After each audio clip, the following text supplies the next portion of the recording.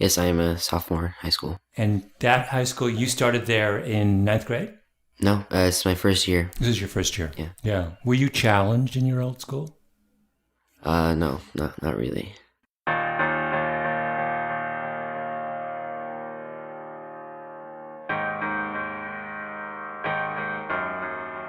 Welcome to Revisionist History, where every week we re-examine something from the past that's been forgotten or misunderstood. I'm Malcolm Gladwell.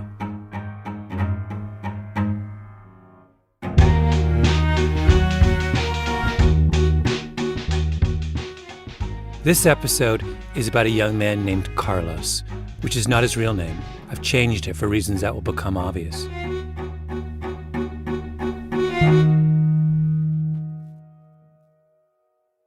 Were you bored most of the time? And what were you doing when you were sitting in class? Well, I usually finished my classwork a lot earlier than some of the other kids. And I guess I was a little bored. Carlos is slight, a little short for his age, braces, thick head of black hair, a good-looking kid, but normal. He wouldn't stand out if you saw him on a school bus. It's his manner that's distinctive. For a teenager, he's really deliberate, thoughtful, a little guarded in a way that makes him seem much older. He lives in Los Angeles. He's just transferred from a massive public high school to an elite private school. I really enjoy math. Math is it's not easy, but it just makes the most sense. When he talks about math, Carlos relaxes. He looks happy, like math is the warmest and safest place he knows. Some people just say they hate math because they don't understand it, but I just like learning about like the concepts of math. And when I can understand something, I feel it just makes everything's very precise. You know, it's not a lot of room for error. I guess that's why I like math. Is that the subject that you get the best grades in? Well, I do get pretty good grades, all my classes. What's the last time in school you ever felt that you didn't understand something or couldn't do something or... I'm going to sound kind of arrogant, I think, but most concepts that, I'm taught, I catch on to them pretty quickly. Carlos is a smart kid. He's gotten a scholarship to a really good private school. He's excelling. It's not hard to imagine that one day he'll go to a college of his choice. He's going places. This is what civilized societies are supposed to do, to provide opportunities for people to make the most of their ability. So that if you're born poor, you can move up. If you work hard, you can improve your lot. There's even a term for this, capitalization. A society's capitalization rate is the percentage of people in any group who are able to reach their potential, capitalize on their potential. I think the capitalization rate is one of the single best ways we have to capture how successful and just a society is. If I know that number, I think I have a better handle on how well a country is doing than if I know its GDP, or its growth rate, or its per capita income. And right from the beginning, Americans have told themselves that they're really good at capitalization, really good at social mobility. Any kid can grow up to be president. That's what's supposed to set America apart from everywhere else. Over the course of the next 3 episodes of Revisionist History, I want to reevaluate this idea. Go back and ask the question, is it true that we're good at capitalization? In one upcoming show, we're going to talk about where the money goes in American higher ed. I'm going to take you to a small college in South Jersey and ask the question, is the system geared to serve the poor smart kid or the rich smart kid? In another episode, I'm going to compare 2 liberal arts colleges and ask what happens when a school really tries to help someone like Carlos. But this episode is about Carlos himself, because his story is a little more complicated than it seems.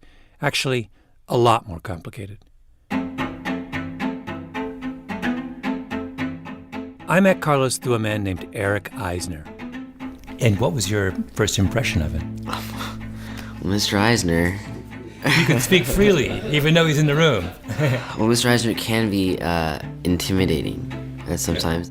Eric used to be a big-shot entertainment lawyer. Back in the day, he worked for David Geffen. He's a kind of athlete swagger, wears impeccable Tom Ford suits. Anyway, he retired in the early 1990s and a few years later started a program for gifted public school kids in Los Angeles. It's called Yes.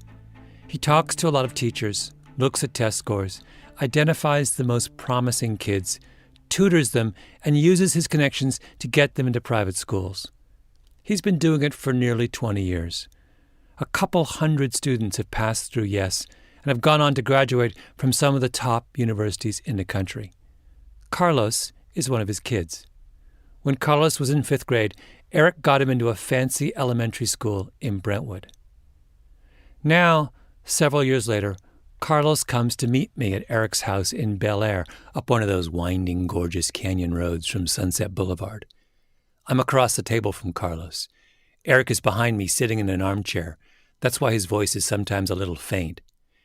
Eric asks Carlos to think back to that fancy elementary school in Brentwood. Did he feel self-conscious going there? I did, but not because I was Hispanic.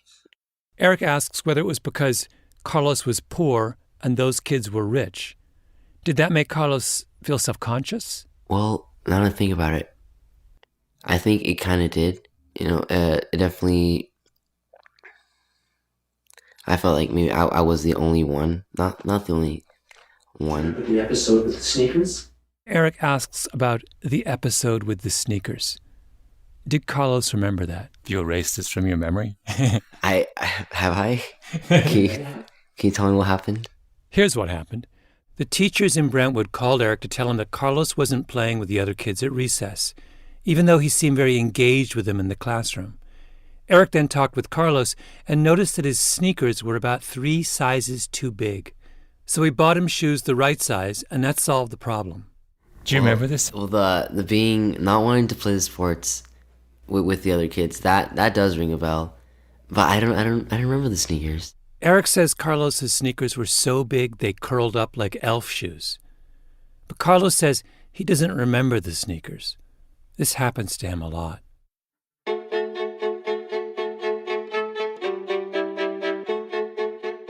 I said at the beginning that the capitalization story for people like Carlos is complicated, and this is what I mean.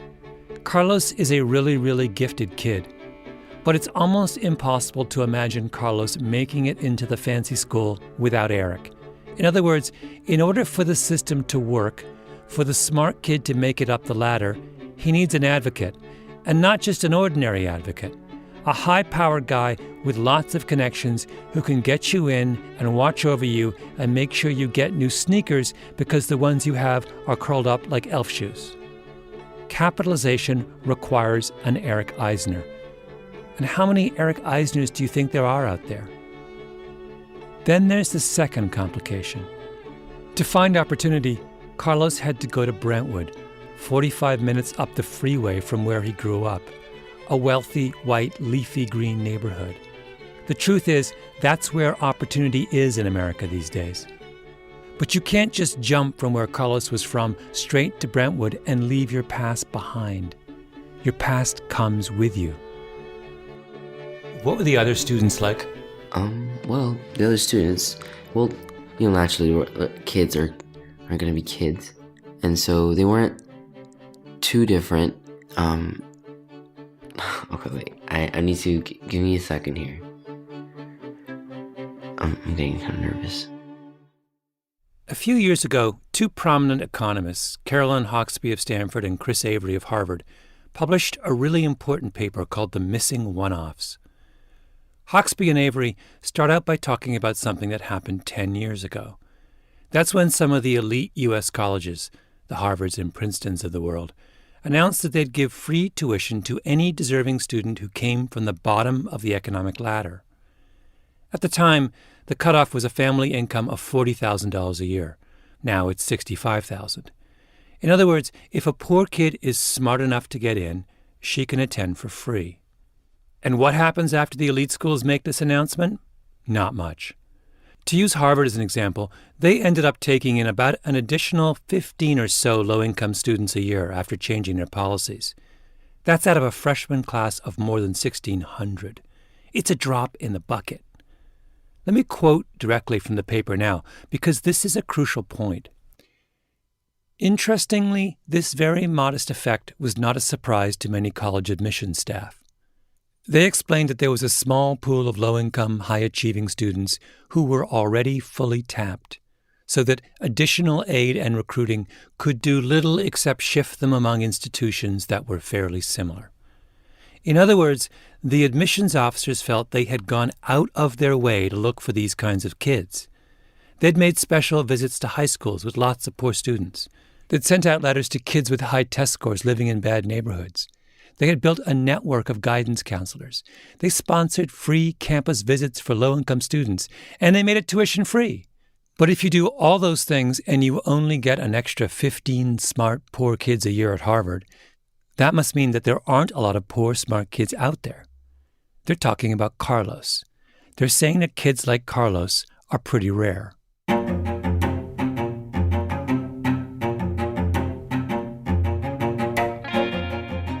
Huxby and Avery decide to fact-check this. Is it true? They go to the College Board and get the entire database of college test scores, SAT and ACT. Then they take those scores and match each score to a high school and a neighborhood and a zip code and to all that they could find about where the student comes from. And they end up with a giant map of every high-achieving, low-income high school senior in the country. And here's what Huxby and Avery discover. The admissions officers are totally wrong. Actually, there are a huge number of poor, smart kids in the United States.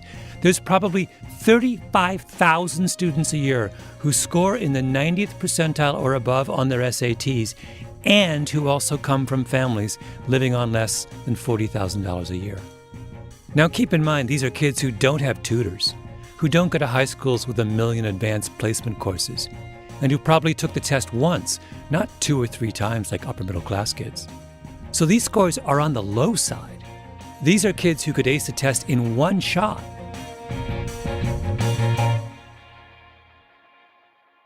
Eric Eisner started Yes almost 20 years ago at an LA middle school in a place called Lenox, which is this small, heavily Hispanic community of about 20,000 people, hollowed out in the middle of Los Angeles, right across the 405 freeway from LAX. I mean, right across. You can practically touch the planes as they take off and land. The median household income in Lenox is $37,000 a year. It's not a good neighborhood. Good morning, you got students. Students, you should be in first period class. Again, students, you should be in first period class. Lenox Middle School has 600 kids per grade. The classrooms are these standalone wooden and cinder block huts, row upon row of them. They only put in windows in the huts last year. Tiny little windows high on the wall. There's a big fence around the outside, a guard in a hut at the gate. I don't want this to come across the wrong way, but Lenox looks like a concentration camp. When I was there, a police cruiser drove slowly back and forth between the long rows of huts. Oh, and next to the principal's office, there are what looked like 6 narrow closets, solitary confinement cells, where they stash a kid until the cops come. Remember, this is a middle school. You go to a place like Lenox, and you can't help feeling hopeless. This is as bad as LA gets. But right from the beginning, when he came there looking for bright kids, Eric Eisner hit pay dirt. I'm curious about the idea you can go to a fairly randomly selected middle school in a disadvantaged neighborhood in a major American city and reliably find every year a handful of really, really, really gifted kids, right? I think, yeah, it varies even within the school from year to year. You never know what kind of crop it's going to be. It's a little like wine, but some years they're very few, and sometimes one or none. But then other years there'll be 5 of them.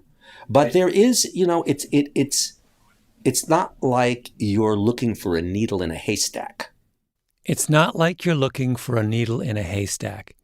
There's a ton of talent out there. All right, if there are so many smart, poor kids, why aren't they showing up at places like Harvard? The researchers Avery and Hawksby find that a good chunk of the 35,000 high achievers don't even so much as apply to a good school. That's crazy, right? Most selective schools are practically free for these kids. An elite school is cheaper than the local state college down the street. More importantly, these are really smart kids. We're not talking here about some mediocre student who gets into an elite college because he's a great football player or his dad built a new dorm and who ends up being way over his head. We're talking about kids like Carlos. Most concepts that I'm taught, I catch on to them pretty quickly. Eric thinks that the system can't find kids like Carlos because it starts looking much too late. The admissions officers are sending out their letters to high school juniors, 17-year-olds. You kidding me? In Lenox, Eric says you have to start finding the smart kids in the 4th grade. That's because they may not even show up later. It's like any muscle, it atrophies. And then by the time the boy-girl thing happens, if that hasn't been encouraged, that excitement of being smart, it goes away. It goes away because when the struggle hits them of going to any kind of challenge in college, they don't have the cleats for that anymore. They don't have those hiking shoes anymore. They're just not accustomed to it. So what was happening before Yes shows up at this school, or in schools where there is no one looking out for the promising 4th grader? What happens to those kids? Well, when we came here, they discouraged me from waiting until the 8th grade to meet with the boys, which is what I wanted to do. They said you can't wait that long because 80% of those boys get gang affiliated by the 8th grade. 80%. Gone by the 8th grade. Then comes high school. But there is no high school in Lenox. The kids from Lenox have to go one town over to Hawthorne, and that means crossing gang lines. Remember that statistic that Hawksby and Avery came up with for the total number of smart poor kids? It's low. That number is based on the pool of high school seniors who took either the ACT or the SAT. So to show up in their pool of 35,000 poor smart kids, you had to have made it all the way to the end of high school and taken one of those standardized tests. Eric's point is that a good number of high achievers in places like Lenox never even get that far. What's the capitalization rate in Lenox if you have to cross a gang line to get to high school?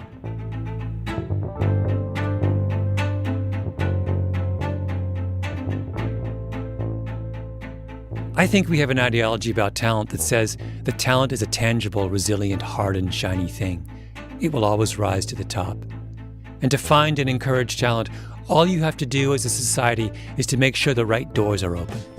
Free campus visits, free tuition, letters to the kids with high scores. That's the ideology of the admissions officer.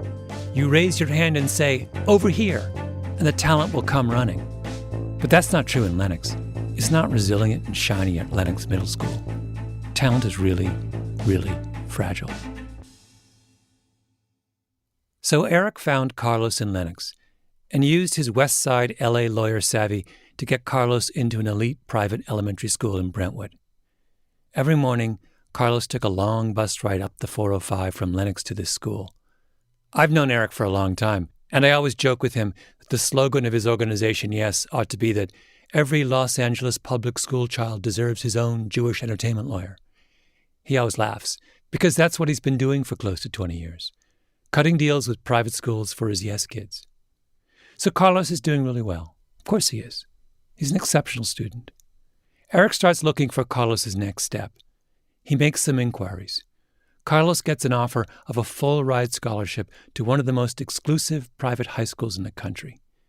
If he were a kid from a normal middle-class neighborhood and family, you'd say he's all set. But he's not. I really wanted to go to boarding school. Yeah. But in the end, I didn't get to go. The boarding school he's referring to is Choate in central Connecticut. It's his ticket out. But remember I said that Carlos's story gets complicated. Well, here's yet another complication. Carlos has a little sister. She's also in the room with us, along with Alina Baroff, who runs Yes with Eric. We start talking about why Carlos couldn't go to Choate. It's the summer going into 8th grade, right after your birthdays. Right. It was the summer before Carlos was supposed to go to high school, but Eric has to remind him that there was a lot else going on other than school.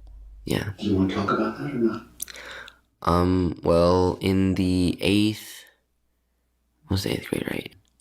8th grade for me? Foster care? Mm-hmm. Yeah, I forget. Did you catch that? He said it really quickly, under his breath. That phrase again. I forgot. In the summer, going into the 8th grade, my sister and I were put into foster homes. Carlos and his sister were put into foster homes. We were living away from our mother, and I guess that had a bit of an emotional, toll on me. And I definitely still tried at school. I didn't let it, affect my grades too much. Maybe by now you can understand the strategic value of Carlos's selective memory, because there weren't a lot of good things happening in his life. I'll let you use your imagination. It was bad, Lennox bad, not Brentwood bad. Then he says, I definitely still tried at school. I didn't let it affect my grades too much. Things are falling apart, but he understands that he has one way out, and that is to be a great student. Not a good one. Good doesn't get you anywhere. A great one. So he puts everything else in a box. He's got to take care of his sister and get good grades. I spoke with Eric about it later. He took on this burden that was so above his skill set of being a father, being a husband, being everything. And that's why she wouldn't let him go to Choate when they gave him a full scholarship. Oh, that was... The she he's talking about is Carlos's mother. You can imagine how frustrating and angering that was for me. The opportunity of him going to a school like that and getting away from all that, and her understandably killing it because he was taking care of her. And that's when he was, in the 8th grade.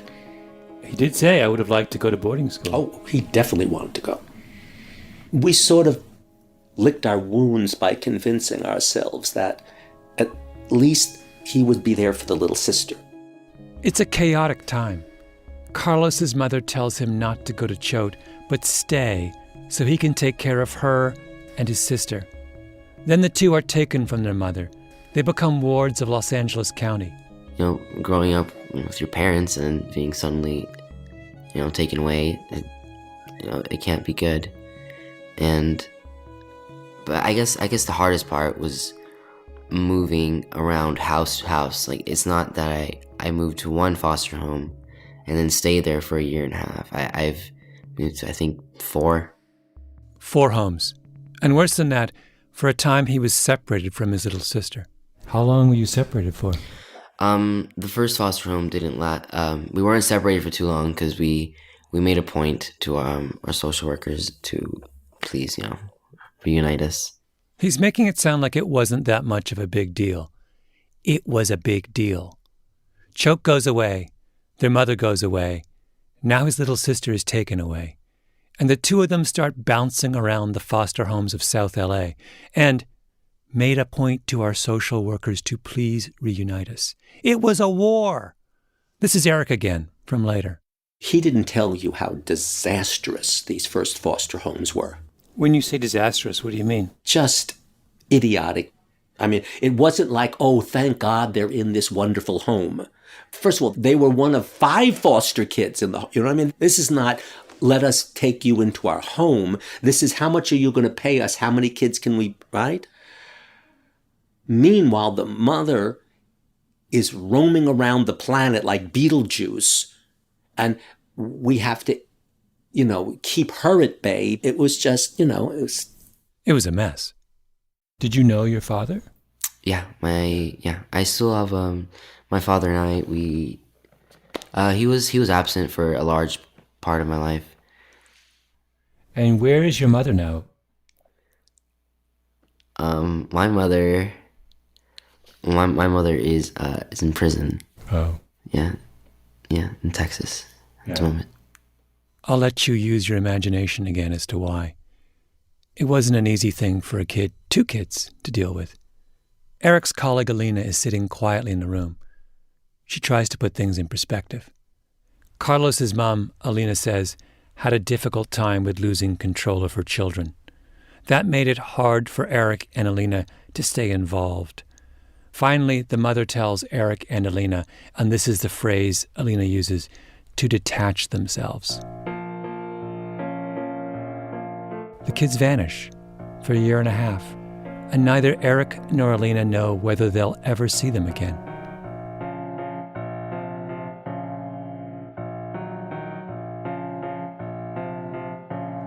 That's the difference between being privileged and being poor in America. It's how many chances you get. If you're wealthy, all kinds of things can happen and you'll be okay. You can drop out of school for 1 year. You can get addicted to painkillers. You can have a bad car accident.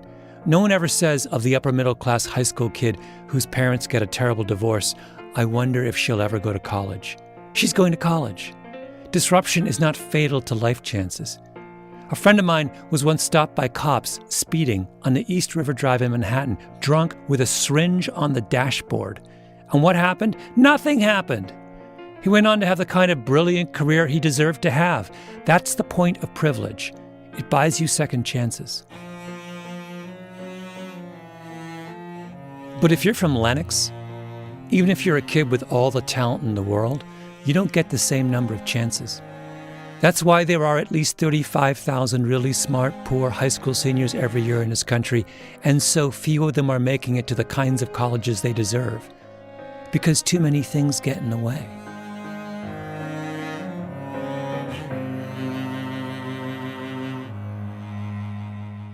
When I met Eric again a few days later, he told me a second story. He said it was about another Carlos, as he put it. He said he got a call from an elementary school principal in Lenox. She says, I want you to come meet a bunch of fourth graders that I think are outstanding. When I got to the third boy, I said, tell me about yourself. Eric asks about the little boy's father. Where is he? It's the standard question he always starts with. Because there are so many absent fathers in that world, that question narrows things down pretty quickly. His answer was so peculiar. It gripped me so fast. He looked at me and he said, there was violence. Those were the very words that came out of his mouth. And the minute he said it, I went, oh my God. I had this, more than a sneaking suspicion. This is the boy who saw virtually his entire family murdered by a crazy neighbor with who got into a beef with his father. He saw his father killed, his older brother killed, guy had a shotgun. He ran into the house, grabbed his little sister, they hid under a bed, and the guy burned the house down. He was hiding under the bed while the house was on fire. His mother finally came back. He ran outside to see his mother beaten up. She was in the hospital for months after this. And the police came and killed the guy, shot the guy. It was so horrendous. And it didn't occur to me that this was a Lennox family. And I realized I am now talking to this boy because he is one of the 3 outstanding boys in the class. Wait, what was he like? Fantastic. He was poised. He was articulate. When he said there was violence, the needle moved 180. It went from, wow, what an interesting, remarkable, articulate, confident kid you are.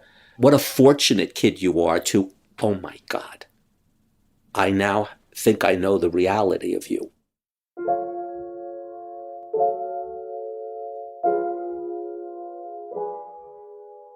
Even as an 8-year-old, this kid was smart enough to know that meeting Eric was his big chance, and that his job was to put all the bad stuff aside, to put it in a box. That's what these kids are like, the ones who make it out. They learn from a very early age where the exits are, and they don't let anything get in their way. You see your family getting massacred or your mother go to prison, and you say, like Carlos did, I definitely still tried at school. I didn't let it affect my grades too much. So what happens to Carlos? He gets lucky. Lucky because the foster care situation works itself out. He forgets all the bad stuff that's happening. He takes care of his sister. He reestablishes contact with Eric and Alina, and they find him another private school. Not Choate, not a boarding school, something closer to home. But whatever you do, don't call this story inspirational. Because it's not. It's depressing. Because it says that if you live in Lenox and things go awry, you have to have an Eric and an Alina in your corner and be as tough and single-minded and one in a million as Carlos is to make it out. That's why the capitalization of talent is such an issue, because these are really long odds.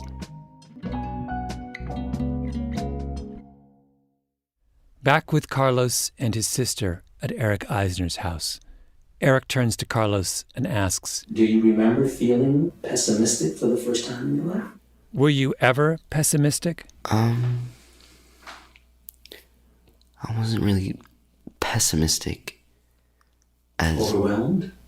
Yeah, overwhelmed is a great word.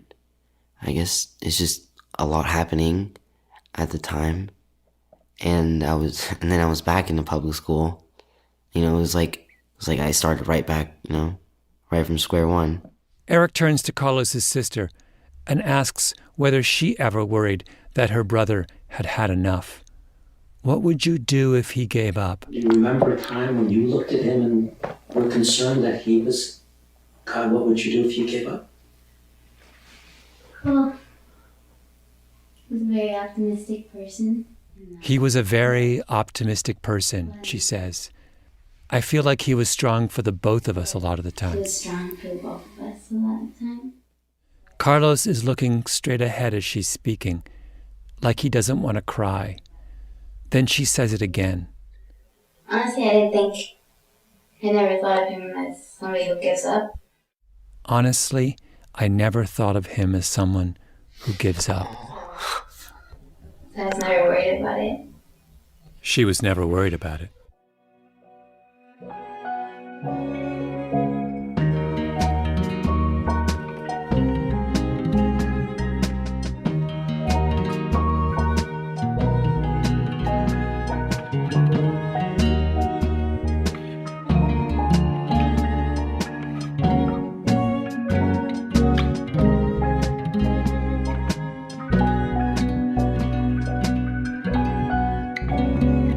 You've been listening to Revisionist History. If you like what you've heard, do us a favor and rate us on iTunes. It helps. You can get more information about this and other episodes at revisionisthistory.com or on your favorite podcast app. Our show is produced by Mia LaBelle, Roxanne Scott, and Jacob Smith. Our editor is Julia Barton. Music is composed by Luis Guerra and Taka Yazuzawa. Flan Williams is our engineer, and our fact-checker is Michelle Soraka. Panoply Management Team, Laura Mayer, Andy Bowers, and Jacob Weisberg. I'm Malcolm Gladwell.